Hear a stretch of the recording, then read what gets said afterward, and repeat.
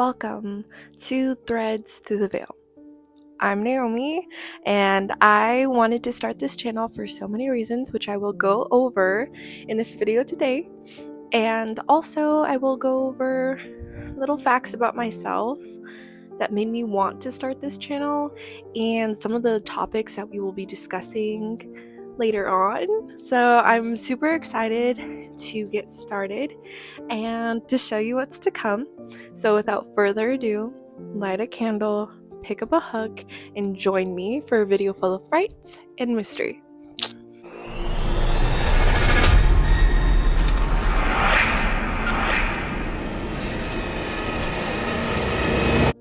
Okay, hello my loves.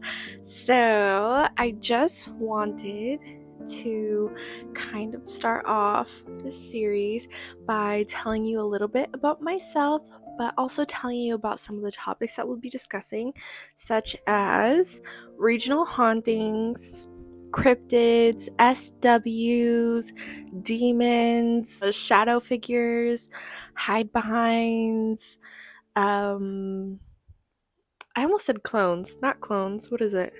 Mimics, sleep paralysis, just the list goes on. Okay, we are going to deep dive into every little paranormal room. I might even get into the back rooms.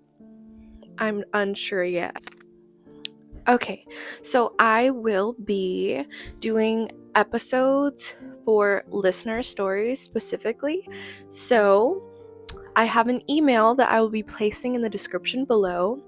If you are wanting to share a scary story, or if you have someone around you who has a scary story that they've told you or want to share with other people, feel free to send it to this email. I will include it in the listener stories. Also, I do want to add that, if you don't feel comfortable sharing your actual name or the people's names in the story, I can totally keep it confidential and change the name.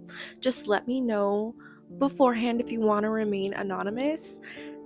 Please do this, because I want to make sure that you feel 100% comfortable with your story being told in the way that you want it to. Let's get into the reason why I started this channel in the first place, and a little bit about myself. I'm gonna say it again for everybody who's new here, which is everybody.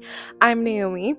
My Gigi taught me from a young age how to crochet and how to knit, and I've always been into other crafts, but crocheting and knitting were one of my favorites, along with painting, I would say. But yeah, I definitely love all the other little crafty niches there are out there, but that one stuck with me. Knitting, not so much. Crocheting, yes. And I also love the paranormal. I also loved everything spooky, and I used to give myself nightmares listening to creepypasta and all kinds of paranormal footage videos, and also ghost hunters would come on at night. I don't remember what channel it was on, but I would flip to the channel after 10, and literally I would not be able to sleep because of it. I was not supposed to be watching it, but I thought it was great. I had an interesting fascination with things that scared me, and also things that I didn't really know about. I grew up doing that, and I still do that. I also love true crime, even though this channel's not gonna include true crime. I mean, I have my favorite YouTube channels who do true crime. I'm not going to be doing that. I will be doing everything spooky, like I said before. Yeah, I still like to indulge in scary stories and different folklores, and I really, really, really love this one podcast. Their name is Ghosties. It's two sisters who run the podcast, and I watch their YouTube channel instead of listening to the Patreon, and I just love it. They've inspired me so much. They talk about a lot of the things that I want to talk about, actually.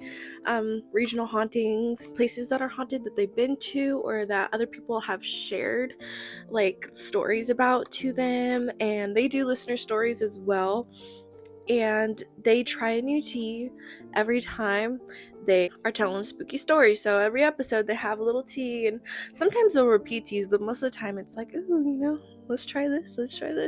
And it's exciting to be like, oh, what tea are they gonna have? And then be like, oh, that sounds good, I should get it myself. And then be completely horrified by the end of the episode. So I really love them, but the reason why I love them is because they started the channel off as more of doing it because they enjoyed it. It wasn't more like, oh, we're gonna get 1,000 followers, we're gonna get 1,000,000 followers. It was more so, oh yes, like we love doing this and we want to share what we think about it and things we found interesting about this world that, you know, we're learning about to other people and see what they have to say about it. And that to me really stuck out because that's what I want to do. And I've seen so many scary podcasts do like their own little themed episodes, and they all have their own little niches, and I think it's amazing. So I kind of wanted to have mine, but also do like the spooky paranormal thing where I have my own little niche within the spooky paranormal community.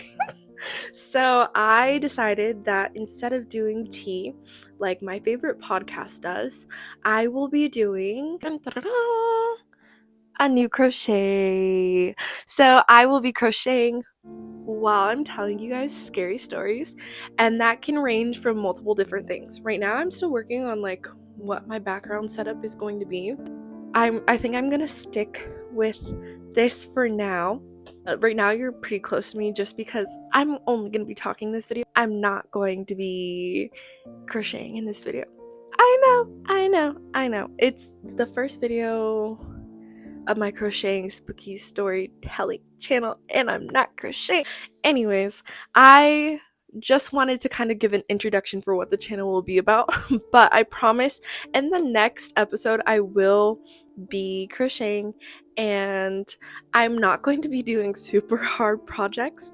At least I'm telling myself that now. Maybe I might, but for the most part they're going to be simple, easy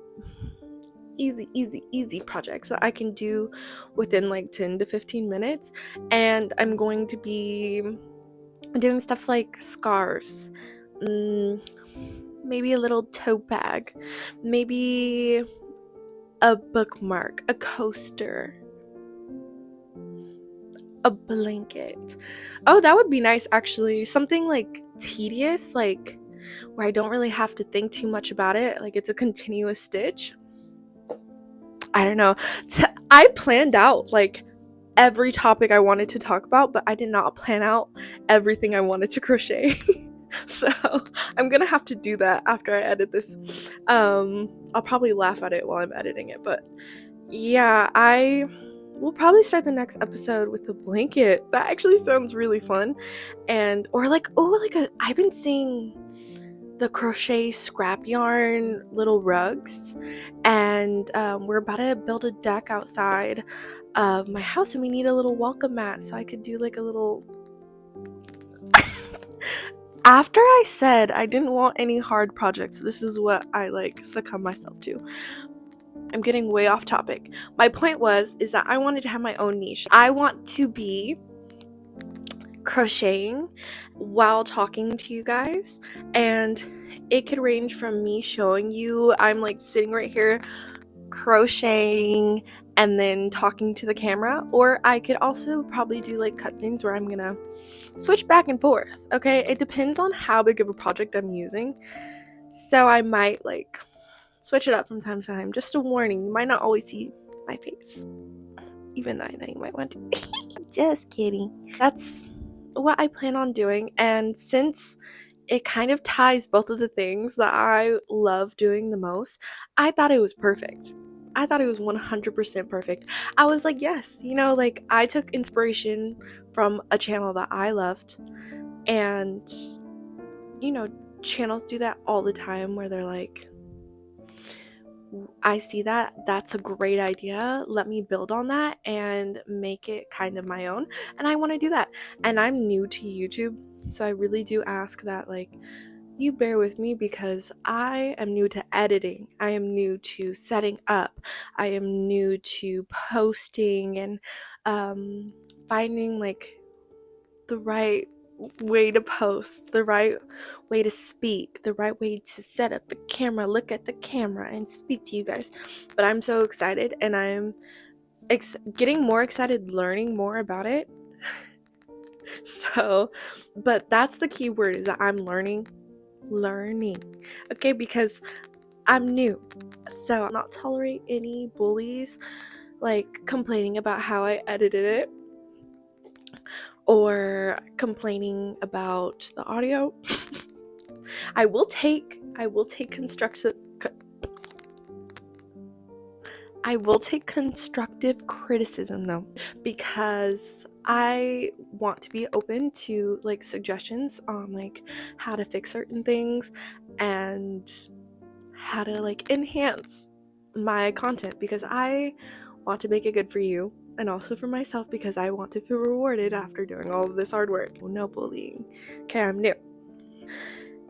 That I think is it for like why I wanted to start it. But yeah, I mean, I just wanted to have a space for myself and for others to feel comfortable sharing their story. And you know, I realize that a lot of people might not like my channel and a lot of people will, but it doesn't matter to me as long as I like it. So I'm hoping that as I continue to do this, that I just continue to fall more in love with it, because I feel like that's really what's going to give me motivation to keep going and to keep trying. And yeah, so I need that motivation in order to do this. There is a mythological side to these stories, some of these stories, and there's a spiritual side to some of these stories, but overall, most of it is heartwarming. Also, I just wanted to give you like a warning, a heads up, a disclaimer, okay? I take notes. Okay, I take notes, handwritten notes of research that I do for these videos, and I've already done the first 3 videos, okay? I just need to film all of it.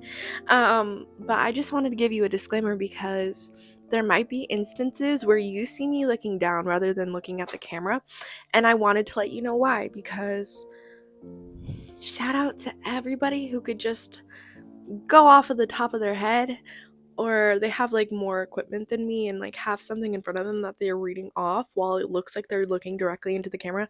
I don't. I have a notebook, and I will be using that notebook to go over the notes that I researched. That way I make sure I'm not leaving anything out and I'm being as accurate as possible, because I don't want to give you guys false information. And also, hey, I'm getting this stuff online. This is not me going to like the library, the biggest library in the world, and figuring out like all of everybody's secrets. No. If you have more accurate information and you know that I said something wrong or I didn't say something that was as accurate as it needed to be, 100% let me know in the comments in a nice way. In a nice way. Because like I said, no bullying.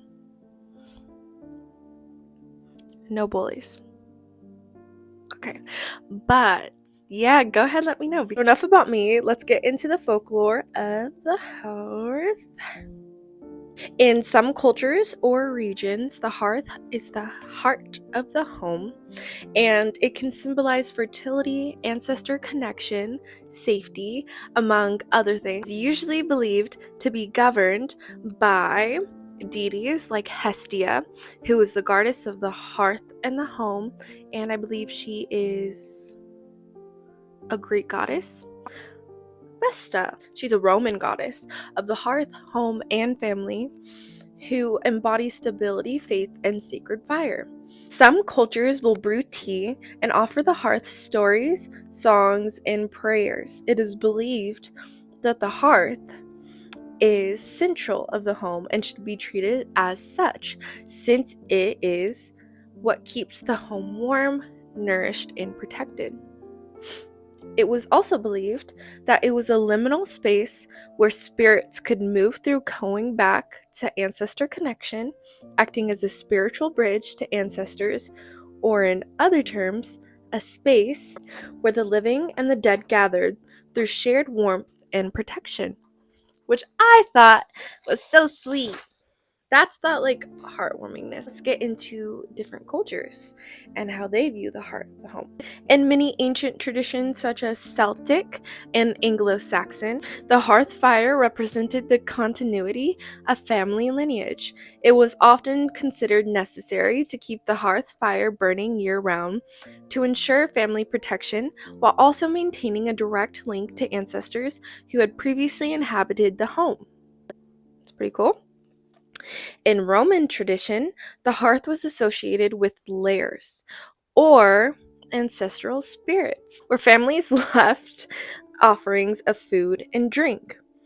In some cultures, such as the Ayudi of Gaul, have no idea if I'm saying that right, deceased family members were buried directly under the household hearth, making the hearth a physical dwelling place for ancestral spirits. In Gaelic traditions, specifically during Samhain, once again, no idea if I'm saying that right, sorry, it was customary to extinguish all hearth fires and relight them using a flame from a communal bonfire, symbolizing a new year and a renewed connection to the ancestors. Some even use the ashes from the fire to bless, protect, and nourish their crops. Is all that I have for you today, and I wanted to start off this series on a light note, like I said before, but I will have more spooky things. I promise you I will have more spooky things to come, okay? Yeah, I just wanted to keep it heartwarming. I don't know how many times I'm gonna say that. I just wanted to keep it light before I deep dive into the true spooky world that I want to be. Yeah, I'm really excited to start this journey with you guys, and I just wanted to give you a heads up that since I'm new, I will be taking longer to film and edit everything. I'm also balancing a 1-year-old at the moment too. I'm a stay-at-home mom, so I'm trying to figure all of it out. So I do require a little grace for myself, and hopefully I get a little grace from you guys. But I will be posting like every 2 weeks for the time being, and then I'll have shorts giving like little teasers for what I'm going to be posting about, or little short paranormal spooky stories. But for the most part, my long form videos are going to be about every 2 weeks, and I will be posting at 6:30 p.m. Pacific Standard Time on Friday every 2 weeks. So yeah, I hope you guys will join me for the next episode when we start talking about the woman in white, folklore's most persistent ghost. She is actually folklore's most persistent ghost, let me tell you. I also found some pretty spooky stories on her, so I'm really excited to share it. She is just all over the world. Not this part of the world, hopefully. I'm in California, so she could stay where she's at. Really do not want to encounter her at all. She terrifies me. But anyways, thank you so much for watching. Stay spooky and stay protected. Good night.